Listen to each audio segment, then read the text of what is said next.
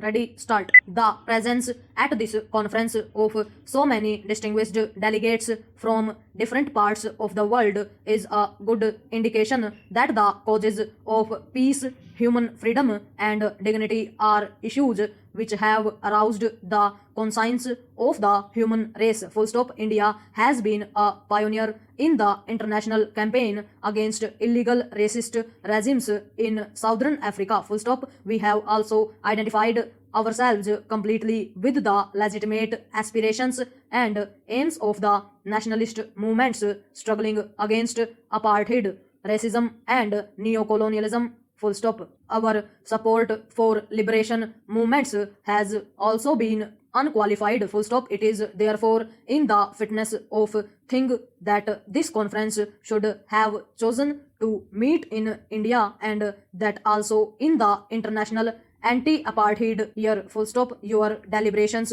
here will have far-reaching repercussions on the illegitimate and oppressive racist regimes wherever they may be. Full stop. What you say here will reverberate throughout the world and will help to encourage and stimulate the hopes and aspirations of those of our unfortunate brethren who long for peace and freedom based on the majority rule and the unfettered exercise of the right to self-determination. Full stop. Para. Significant advances in science and technology have brought all right thinking people in the countries of the world together, and international cooperation in all fields connected with the progress and welfare of the human race is expanding. Full stop. It is now impossible for any nation, however powerful it may imagine itself to be, to exist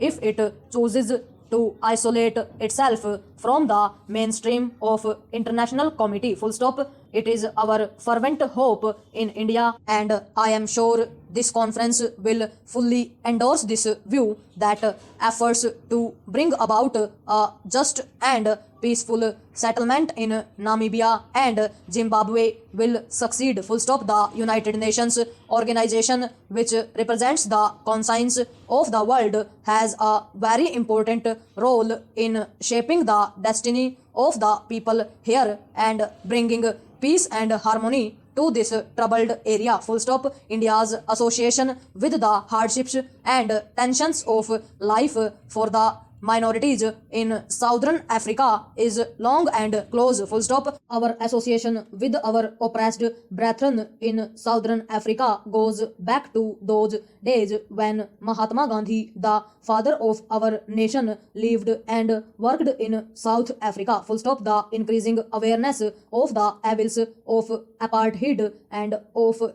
inhuman distinctions between man and man on the ground only of race and color has further strengthened our resolve to do all that is possible within the framework of the United Nations. Full stop. Para. The great Mahatma, under whose inspiring leadership India threw off the shackles of the foreign domination, championed the principles of political freedom and human dignity for people everywhere in the world, and in particular raised his voice against racial discrimination in South Africa. Full stop. The Mahatma's principles of non-violence and the brotherhood of man, irrespective of color, religion, caste, and creed, are an inspiring challenge to humanity. Full stop. Para. I have every hope that the distinguished delegates gathered here will carry this message with them, which